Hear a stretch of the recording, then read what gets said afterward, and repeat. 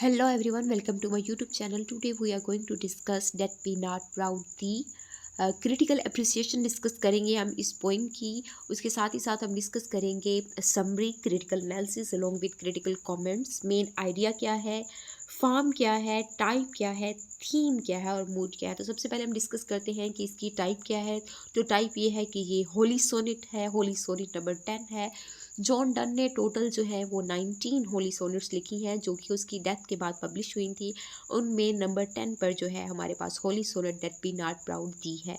Form क्या है, dramatic monologue form है, सिंगल पर्सन स्पीकर है। थीम हमारे पास डेथ या डिमाइस है।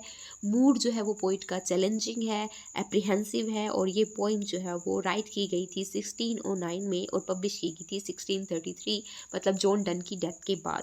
उसके बाद हमारे पास फॉर्म क्या है, the poem deals with rhyme scheme ABBA, CDD और CEE. The poet has selected the Petrarchan और Italian sonnet rhyme scheme for the early two quatrain. दो क्वार्टरन है, मतलब दोनों क्वार्टरन मिलाकर एक ऑक्टेट बनाते हैं। 8 लाइनों का एक स्टेंजा है। कैरेक्टरिस्टिक्स ऑफ पेट्रियार्कन फॉर्म, ठीक है। उसके बाद हमारे पास है इसमें 1 ऑक्टेट है, मतलब 8 लाइन का एक स्टेंजा है और एक सिस्टेट है। उसके बाद 6 लाइन्स का एक स्टेंजा है। इसमें पोइट ने यूज़ किया है आयम्बिक पेंटामीटर को। तो हमने डिटेल में डिस्कस किया कि इसमें इसकी राइम स्कीम ABBA, CDD और EE है।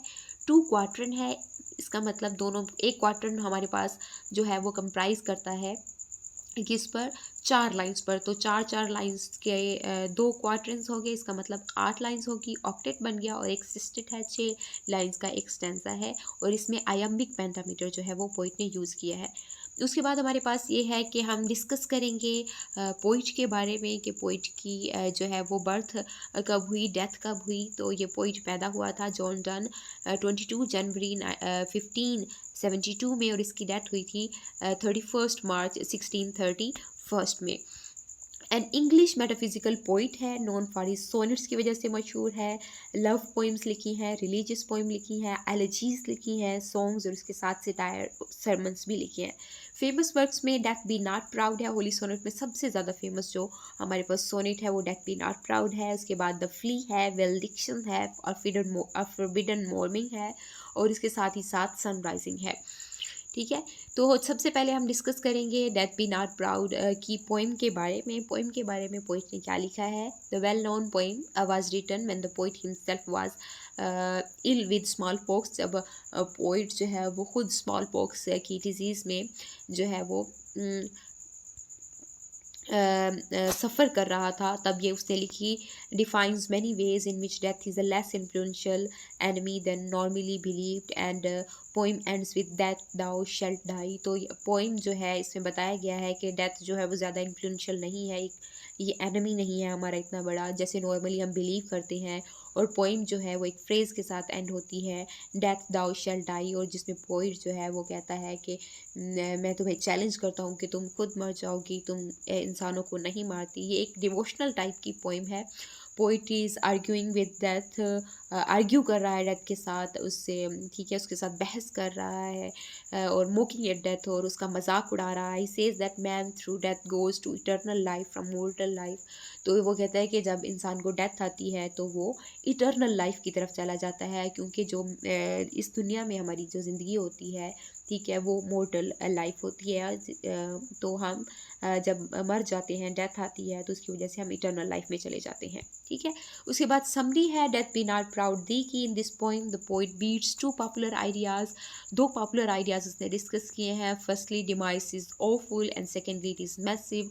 कि डिमाइस जो है वो ख़तरनाक होती है और ये बहुत बुरे तरीके से, इसके आने के तरीके बहुत डिफरेंट होते हैं, मैसिव तरीके से आती है।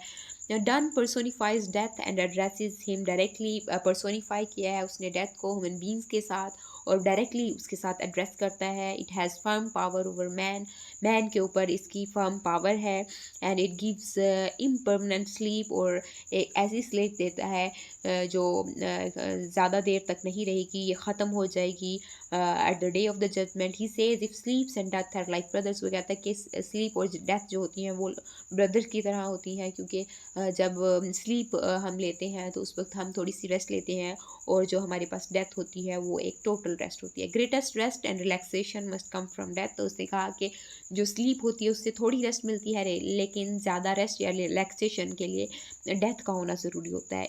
It frees the soul from the body prison, इसका मतलब वो ये कहता है कि जो हमारी सोल होती है वो हमारी बॉडी जो कि एक प्रिजन की तरह है, हमारी सोल उसके अंदर जो है एक स्लेव की तरह या एक कैदी की तरह रह रही होती है, और जब डेथ आती है तो वो हमारी सोल को फ्री कर देती है बॉडी की प्रिजन से। दस the poet calls it a poor death, इसीलिए पोइट जो है वो क्रिटिसाइज करता है, उसे मोक करता है, वो कहता है कि तुम पुअर डेथ हो। Actually man does not die but his soul lives eternal, इसका वो ये कहता है कि तुम्हारे आने की वजह से इंसान मर नहीं जाता बल्कि वो इटर्नल हो जाता है, ठीक है, वो हमेशा हमेशा के लिए ज़िंदा हो जाता है, क्योंकि जो लाइफ आफ्टर डेथ हमारे पास मिलेगी उसमें कभी किसी को मौत नहीं आएगी। The triumph of Christian resurrection over death is the last nail in the coffin of demise, उसने कहा कि जब क्रिश्चियन रिजर्शन होगी, जब सब इंसान दोबारा जो है वो एक दिन जमा होंगे, ज़िंदा किए जाएंगे, और उनको जो लाइफ मिलेगी, तो डेथ के ऊपर वो एक डिमाइस के ऊपर एक लास्ट जो है वो नेल साबित होगी।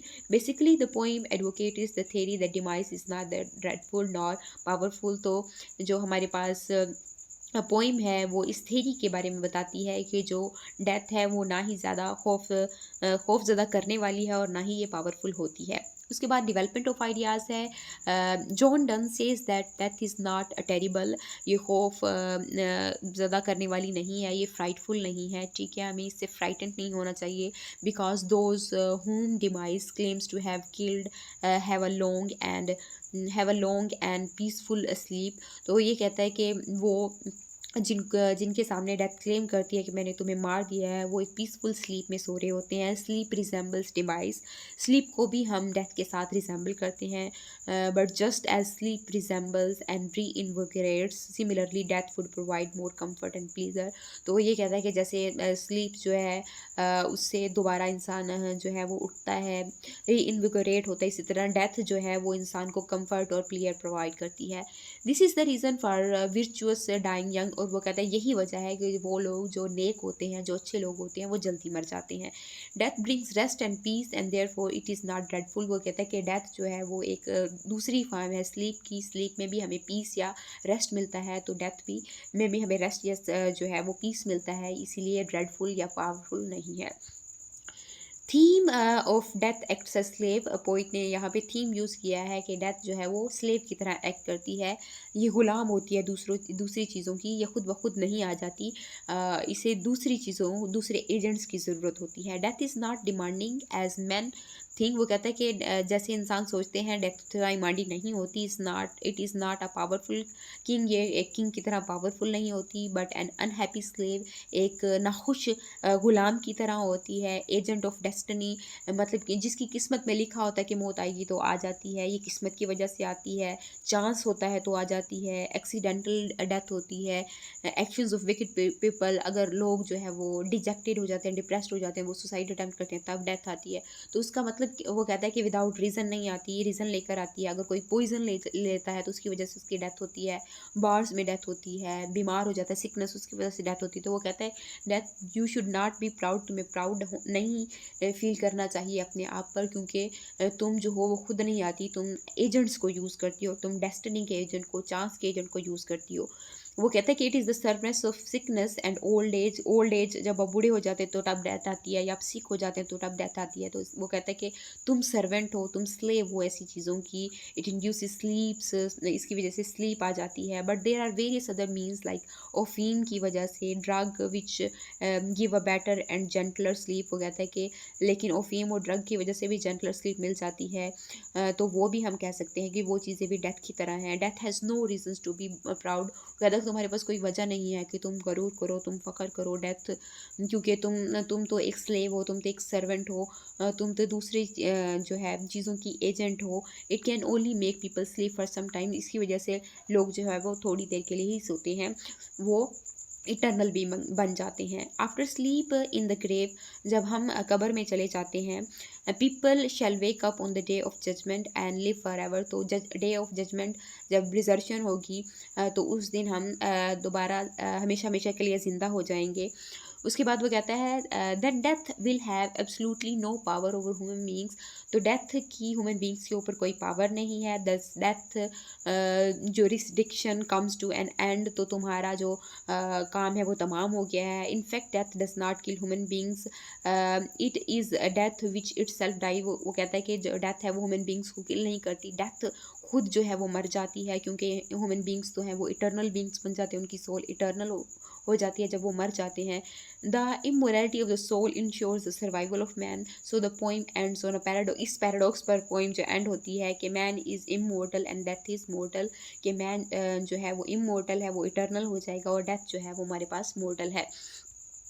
कंक्लूजन में हम ये कह सकते हैं, however the structure of the poem facilitates the division of the theme into two parts. The octet proves that death is neither dreadful nor mighty, जो पहले वाली 8 लाइन से हैं, जो स्टेंजा है उसमें बताया गया है कि डेथ जो है वो हमारे पास ड्रेडफुल या माइटी नहीं है। Sestet brings argument to a personal level regards death as a slave, और पर्सनल लेवल पर आ जाता है डेथ के साथ, डेलिज को चैलेंज करता है कि तुम एक स्लेव हो, a door through which the soul passes to the immortality, तुम एक डोर और एक एजेंट के तौर पर काम करते हो, जिससे जो है वो सोल एक इमोरलिटी की तरफ जाती है। और last line hits the nail on the head, पूरी बात बता देती है। It is not the poet who dies, वो कहता है कि पोइट मैं नहीं हूँ, या पर्सन वो पर्सन नहीं है, या ह्यूमन बींग्स नहीं है जो डर जाते हैं।